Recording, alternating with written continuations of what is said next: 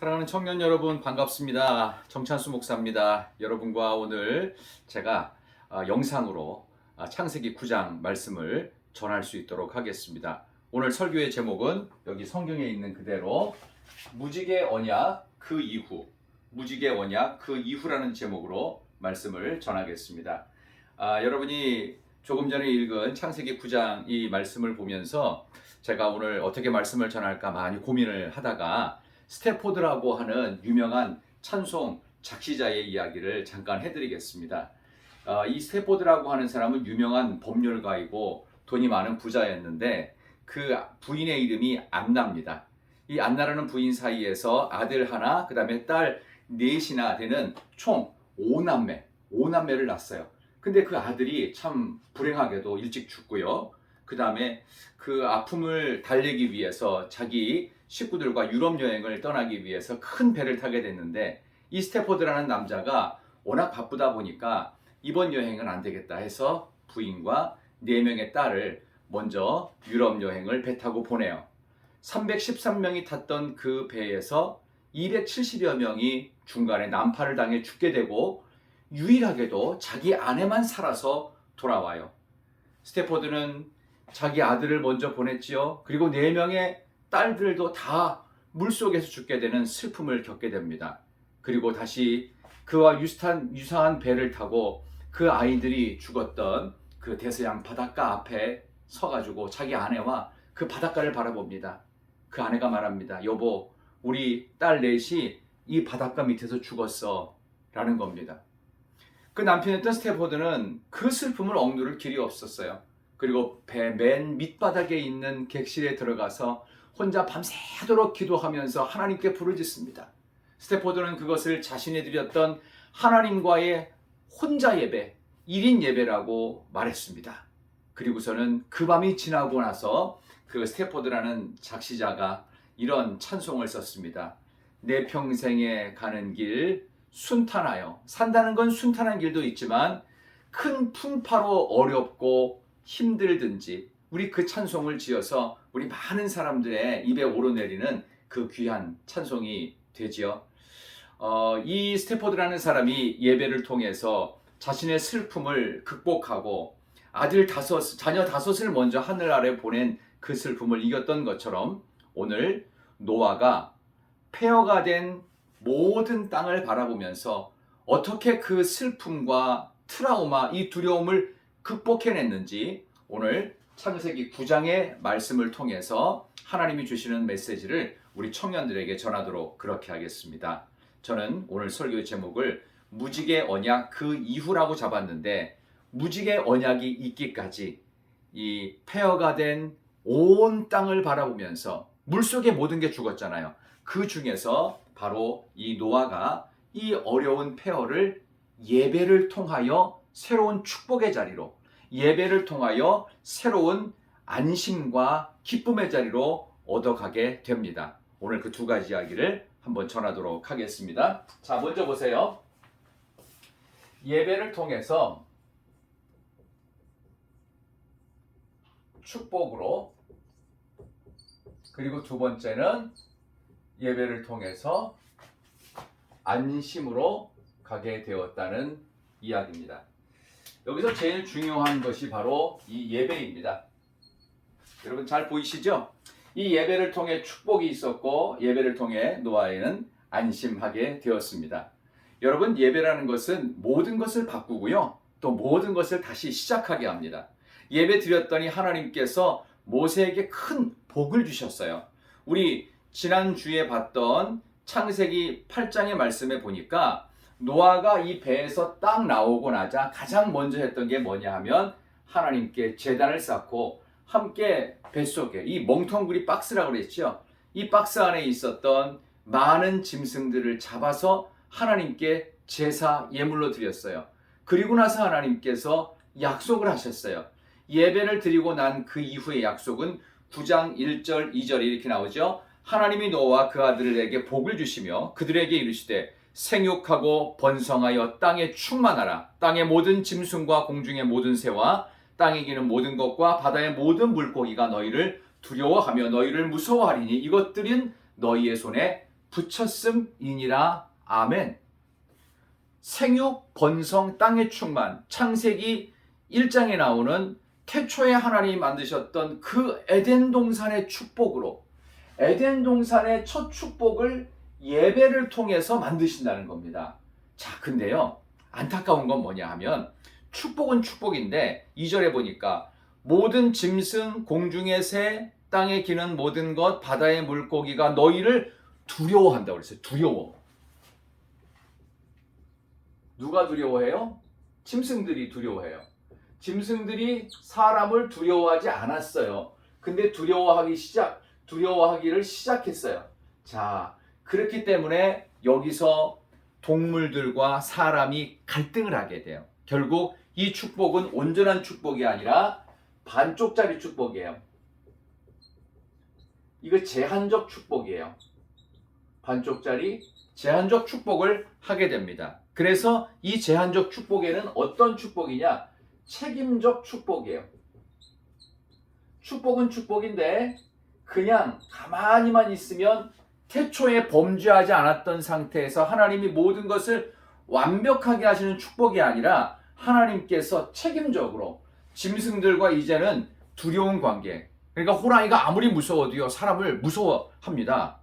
우리를 공격할 것 같아도요, 그 무서운 맹수들이 우리를 동시에 무서워하도록 하나님께서 노아 홍수 이후에 나왔던 모든 인류에게 그런 제한적 축복, 반쪽짜리 축복, 그리고 책임적 축복을 허락하셨다는 거 기억하세요. 자, 그러다가 이 제한적이고 이 반쪽짜리 복이 언제 온전해지냐면 이사야 11장 6절 보면 사자들이 어린 양과 뛰놀고 어린이도 함께 뒹구고, 이게 뭐예요? 천국에서의 온전한 회복이에요. 온전한 축복이에요.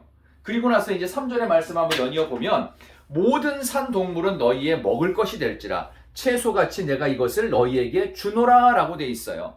자, 이제는요, 육식을 하나님이 허용하세요. 여러분, 원래 첫 번째 우리가 먹었던 음식은요, 식물입니다. 식물을 첫 번째로 음식으로 우리에게 주셨어요. 근데 노아 홍수 이후에는요, 이제 두 번째 음식으로 이제 추가가 된 게 있는데 거기에는요, 육식이 추가됩니다. 자, 육식이 추가되면서 실제로는요, 하나님께서 홍수 이후 농산물이 부족해졌어요. 왜? 모든 땅이 물러덮였으니까. 그리고 생명체가 이제 육식을 하려면 생명체가 죽어야 되잖아요. 죽음으로써 부득불 육식도 먹을 수 있게 하셨다. 여러분, 만병의 원인이 육식에 있다는 말을 하잖아요. 왜 그러냐? 이 만병의 원인이 육식에 있는 이유는 어떤 것 때문에? 제한적인 축복 때문에 만병의 원인이 된 거예요. 여기에서 질병이 생긴 거, 뭐 때문에? 말씀드린 대로 제한적 축복, 반쪽짜리 축복이기 때문에 그렇습니다. 그래서 원래 최고의 축복은 뭐냐? 하나님이 원래 허락하신 이 채식인 식물을 먹는 것. 그래서 이 식물을 얘기할 때 영어 성경에는 허브라고 되어 있죠. 약초. 약초 먹으니까 당연히 식물을 먹게 되면 사람은 원래 건강하도록. 그래서 900메세 산 것도 바로 이 식물, 약초, 채소만 먹어서 그렇게 됐는데 노아 홍수 이후에는 어떻게 해요? 동물은 원래 먹도록 허락하시지 않았는데 심판 이후에 먹을 게 부족해졌어요. 또 하나님이 직접 다스리시지 않아요. 사람이 그곳에 가서 땀을 흘려야 먹을 수 있기 때문에 제한적 축복, 한계가 있으니까 식물 갖고서는 모자라요.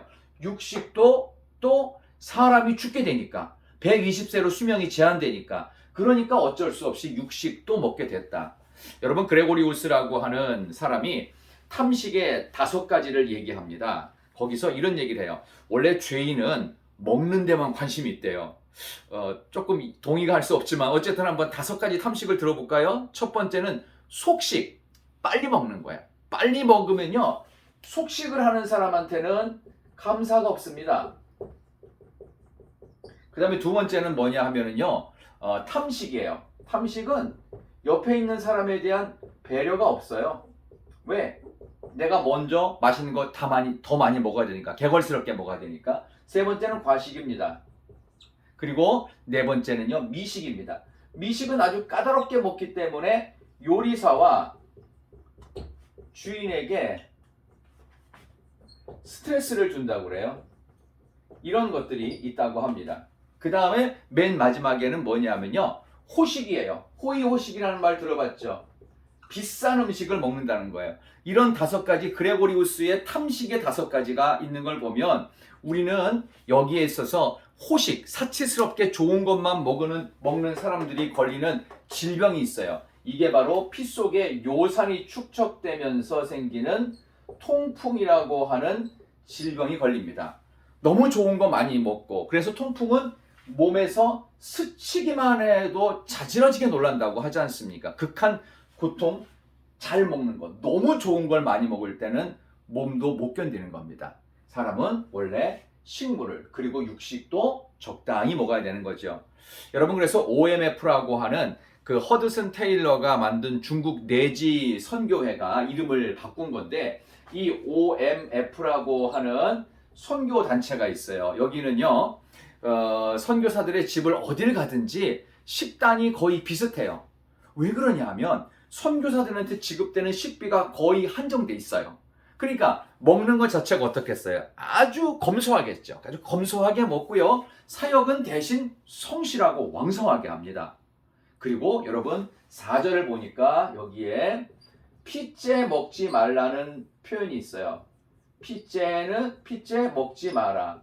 여기에는 뭐냐 하면은 4절과 5절에 보면은 고기는 그 생명되는 피째 먹지 말지니라. 5절에 내가 반드시 너희의 피, 곧 너희의 생명의 피를 찾으리니, 짐승이면 그 짐승에게서, 사람이면 사람의 형제면 그에게서 그의 생명을 찾으리라. 6절 다른 사람의 피를 흘리면 그 사람의 피도 흘릴 것이니 이는 하나님이 자기 형상대로 사람을 지으셨음이니라. 아멘. 이렇게 피째 먹지 못하도록 하는 것은 바로 하나님께서 살인을 금지하시는, 그리고 우리의 생명을 보호하시는 그런 안전장치로서 피째 먹지 말라는 것을 노아 홍수 이후에 명확하게 명령하셨습니다.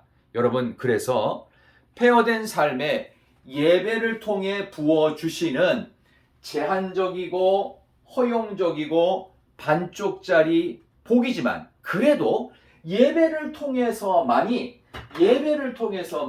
하나님께서 이러한 제한적 책임적 축복을 누릴 수 있다는 것.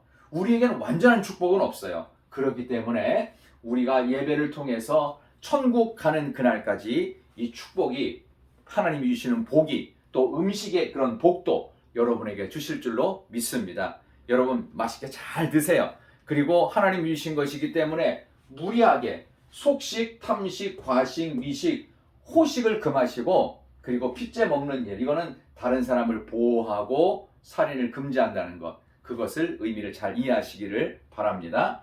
자, 이제 두 번째는요, 예배를 통해서 하나님께서 노아가 안심하도록 하셨어요. 여러분, 노아가 방주에서 나왔을 때 얼마나 두려운 줄 아세요? 그 트라우마가 있죠. 딱 나와보니까 예전에 봤던 그 산과 나무와 모든 집들과 사람들이 아무도 없는 거예요. 노아의 8 식구와 그리고 방주 안에 있던 짐승들이 전부고, 온 천지, 지구촌 어디라도 아무것도 없는 완전한 폐허. 자, 그래서 하나님께서는 노아에게 약속을 주시는데, 여러분, 하나님이 주시는 이 약속이라고 하는 것은 조금 독특한 의미가 있습니다. 그냥 약속하는 것으로 끝나는 것이 아니고, 약속을 하셨으면 그 약속 이후에 반드시 성취됩니다. 그 약속이 이루어져요. 근데 중간에 한 가지 과정이 있습니다. 이게 뭐냐면, 여기 반드시 즉시가 아니라 기다림의 시간인데, 이걸 믿음으로 견디는 겁니다. 믿음으로 기다렸더니 약속이 성취되더라. 이것이 하나님께서 노아를 통해서 예배에 안심을 주시는 거예요. 하나님이 약속의 말씀을 주시죠. 그럼 약속의 말씀은요, 반드시 이루어지는데, 그 이루어져서 사람에게 마음속에 안심을 주세요. 자, 막스 베버가 쓴 프로테스탄티즘과 자본주의 정신이라는 책이 있습니다. 근데 여기 보면은 개신교 교인 중에서 부자가 많은 이유를 설명을 합니다. 이것은 개신교 교인, 우리처럼 교회 다니는 사람들이 약속과 성취의 비결을 알기 때문이라고 그래요. 예를 들어서 여러분, 아이에게 엄마가 젖을 먹입니다. 그러면 가톨릭 교인들은 어떻게 하냐면 울면 즉시 줘버려요. 그러니까 애가 어린 시절부터 뭘 배우냐 하면은 젖먹이 시절부터 짜증을 배워요. 그리고 아이들이 더 짜증내고 덜 울도록 장난감 사주고 뭐 사주고 스마트폰에 영화 보여주고 뭐 그냥 해달라는 대로 다 해줍니다. 그러니까 어떻게 해요? 짜증과 불평이 배워져가지고 나중에 짜증과 불평만 있는 아이들이 커서 사회적으로 뭐가 되겠어요? 가난해지는 거예요. 이 아이들에겐 성실성이라는 게 없어요. 책임성이 없지요. 그러나 우리 교회 다니는 개신교인들은요, 약속과 성취라는 기다림의 시간이 있어서 아이에게 젖을 물릴 때 어떻게 했느냐? 4시간에 한 번, 그러니까 하루 24시간이니까 총 6번 동안 정확하게 젖을 줍니다. 그래서 어려서부터 울어봐도 짜증내봐도 젖은 없어요. 그러니까 괜히 까불다가 혼만 나는 겁니다. 안 울어도 짜증 안 내도 4시간 되면 어김없이 젖이 엄마를 통해 공급되는 것. 이렇게 되는 성실성과 시간에 대한 관념도 키워지는 거예요. 그리고 약속을 하면 부모가 즉시 들어주질 않아요. 반드시 약속된 날짜에, 그리고 엄마가 생각을 해보겠다고 하면 생각하는 동안 아이는 어떻게 해요? 기다려야 돼. 기다림으로써 하나님의 약속이 성취되는 믿음의 시간, 부모를 믿는 시간이 존재한다. 그런 점에서 부지런히 살아가고, 그리고 약속을 했으면 그 부모가 반드시 지킨다는 성실한 태도, 부지런한 태도. 그래서 훗날 이 프로테스탄트 우리 개신교 교인의 아이들은 부자가 되고 잘 살게 되었더라. 이런 내용이 막스 베버의 프로테스탄티즘과 자본주의 정신의 책에 있는 내용입니다. 여러분, 홍수 이후에 노아에게 하나님께서 약속을 주셨죠. 그거 우리가 아까 말씀드렸던 무지개 언약이에요. 근데 무지개 언약은 맨 끝에 나오고 중간에 이런 게 있어요. 감당이 안 되는 재난 아닙니까? 감당이 안 되는 재난에 큰 트라우마로 두려움에 시달리는 노아를 향해서 하나님께서 8절부터 11절 이렇게 나와요. 하나님이 노아와 그와 함께한 아들들에게 말씀하여 이르시되 내가 내 언약을 너희와 너희 후손과 너희와 함께한 모든 생물 곧 너희와 함께한 새와 가축과 땅의 모든 생물에게 세우리니 방주에서 나온 모든 것 곧 땅의 모든 짐승들에게니라. 내가 너희와 언약을 세우리니 11절 다시는 모든 생물을 홍수로 멸하지 아니할 것이라. 땅을 멸할 홍수가 다시 있지 아니하리라. 12절에 하나님이 이르시되 내가 나와 너희와 및 너희와 함께하는 모든 생물 사이에 대대로 영원히 세우는 언약의 증거는 이것이니라. 13절 같이 한번 볼래요? 창세기 9장 13절 다 같이. 내가 내 무지개를 구름 속에 두었나니 이것이 나와 세상 사이의 언약의 증거니라. 아멘. 무지개. 이 무지개 언약을 하나님께서 노아에게 하셨어요. 이게 약속했으니까 어떻게 해요? 이제 믿음으로 기다리는 과정이 필요하죠. 그리고 마침내 성취가 되더라는 말입니다. 노아야, 내가 다시는 홍수로 너희 심판하지 않을게. 안심해라. 이 약속을 노아가 받으니까 어떻게 했어요? 기다림을 통해 성취될 것을 알고 드디어 여기 나오는 안심을 하게 됩니다. 안심. 약속을 통해 마음에 평안함이 있어요. 더 이상 고민과 트라우마는 없어지는 것입니다. 여러분 중에 혹시라도 두렵고 불안한 청년들, 아직도 뭔가 무서운 분이 있습니까? 그러면 이것은 정신과 치료라든지 심리 상담이라든지 특별한 어떤 심리 상담적 그런 약을 복용한다는 것으로 다 되지 않습니다. 어떻게 되느냐? 여러분이 갖고 있는 두려움을 이기려면요, 제일 중요한 게 뭐냐? 최고의 능력, 두려움 이기는 최고의 진짜 능력은요, 하나님의 약속을 붙드는 것입니다. 노아에게도 이 약속 때문에 그는 안심했던 것처럼 하나님의 약속 붙들고 마음속에 안심하시기를 바랍니다. 청년 여러분, 이렇게 영상으로 찍으니까 조금 특별하긴 한데요, 오늘 폐허가 된 온 땅 속에 그의 절망과 그의 두려움은 너무나도 극심했습니다. 그러나 노아는 무지개 언약이라고 하는 이 큰 언약 이후에 그의 삶은 축복과 안심, 물론 주님 다시 오실 때까지는 이 축복은 제한적이지만 축복이요, 우리가 다 누릴 수 있는 것입니다. 폐허 속에 있는 너와 우리의 삶이 다 망가지고 무너졌을지라도 하나님께 예배를 드림으로 인해서 우리의 삶 속에 제한적이지만 축복의 역사, 우리에겐 하나님께서 육식도 허락하셨어요. 그리고 하나님께서는 살인해서 우리를 보호하신다라고 하는 이 귀한 약속이 있습니다. 여러분, 예배를 드림으로써 하나님께서 약속의 말씀으로 안심하게 하셨다는 선물이 여러분에게 줍니다. 마음의 강력한 안심이라고 하는 이 기쁨의 선물과 그걸 실질적으로 하나님께서 제한적이지만 음식도 누리게 하셨고 우리의 생명도 보호하신다라고 하는 이 귀한 축복의 마음이 여러분께 주어지는 그런 한 주간 되기를 진심으로 바랍니다. 무지개 언약 그 이후에 아름다운 삶을 우리 사랑하는 청년들이 꼭 사시기를 바라요. 여러분, 요즘 많이 힘드실 텐데, 답답할 텐데, 이 코로나 바이러스 오미크론 10만, 15만, 17만 더 많아질 수 있지만 분명히 하나님께서 우리의 생명을 보호하시는, 그리고 우리에게 좋은 음식을 통해서 우리를 더욱더 건강케, 영과 육을 건강하게 하시는 그런 축복만이 아니라 우리의 마음에 말씀의 약속을 통하여 안심케 하시는 은혜가 있기를 진심으로 축원합니다. 여러분 사랑합니다. 축복합니다. 자, 우리 이 시간 함께 기도하겠습니다. 하나님 아버지, 저희들이 오늘 무지개 언약 그 이후라는 귀한 창세기 9장의 말씀을 함께 읽고 또 말씀을 배웠습니다. 이 귀한 말씀 제대로 살아낼 수 있는 사랑하는 서부강성의 온 청년들이 되게 하여 주시옵소서.